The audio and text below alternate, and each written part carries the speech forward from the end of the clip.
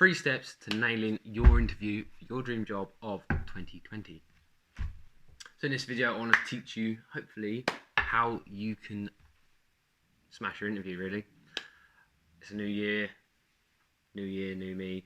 Some people want a new job, new career. So you're going to be going for a lot of interviews, busy time for a lot of employers. So how can you ace that interview better than all of your peers?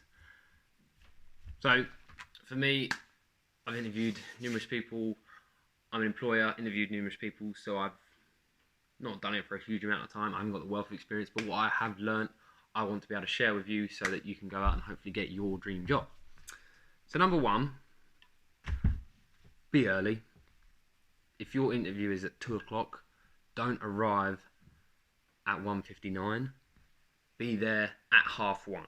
I would say a good point is to be half hour early. I think half hour is really good. If you're going for a smaller company, you might be meeting in a small office, or you might be meeting somewhere social like a hotel, in a restaurant, in a cafe for the interview. And if you're half hour early, you might find you're there before them, or you might find that you're all there while they're setting up. But that's so much better.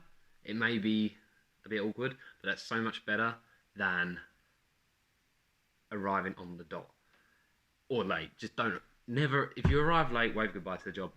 But think, if from the employer's perspective, if you've got 10 people you're interviewing, all 10 people were on time and interviewed equally well, but 4 of those people arrived 20 minutes, 30 minutes early, you're going to go, okay, we'll get rid of those 6, because those 4 people showed they cared a little bit more, they put a little bit more effort in to make sure they were early. So just always put the balls in your basket. Always try and weigh it to your side. So that's number 1, be early. Number 2, it's going to sound counterintuitive, but number 2 is learn the power of silence.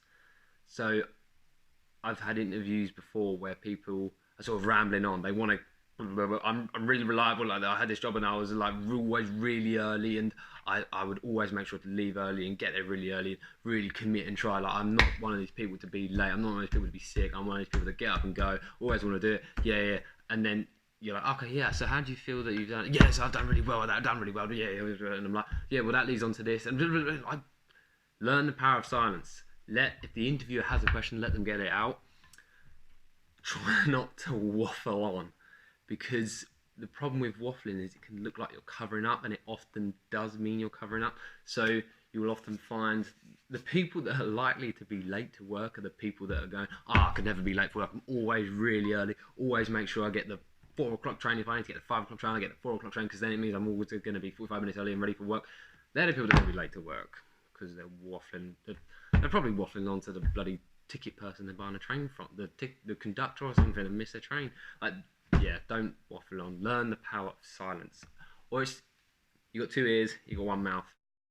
So number 3, when you are talking, don't only know about the company, but ask about what you don't know.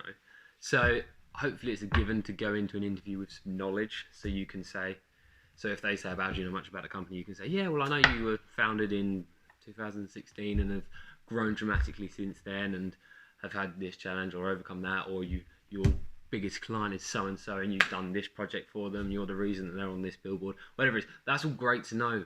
What can be really, really powerful is a candidate that wants to know more about the company, that wants to make sure that they can really fit in with the culture, with the company values. So with that, have in mind, does the company have a vision? Does it have a mission? Does it have core values? What are they? And if you don't know, ask. Ask them what they are, why they are that, and how that fits in. So, and from that, try and establish what is the perfect employee for them. What is the perfect member to the team? What is the atmosphere within the team? Are you all a bunch of jokers? Do you take it quite seriously? Find out those little pieces of information, because that will do massive things to help you get a job. That will really go in your favour. Again, go back to being, if you are that employer and you're interviewing all these different people and they're all really good, and you're thinking, who's going to really fit in with the team? Who's going to get on with Barry? Because Barry's quite difficult and Susan's always kicking up a fuss.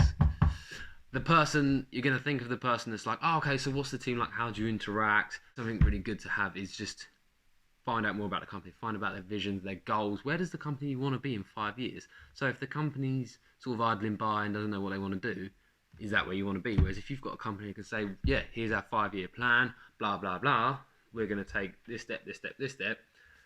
And if you think, oh yeah, I can really see that's great for me because to be part of this step, that step will involve, I've got key skills here, here, and here, and I can really be beneficial to that, or I can really get involved. So that can be massive, and people don't often ask that, surprisingly. So massive thing, just find out more about the company. So they're my 3 tips. So be early, learn the power of silence, and ask about the company. Good luck. I hope you get the job.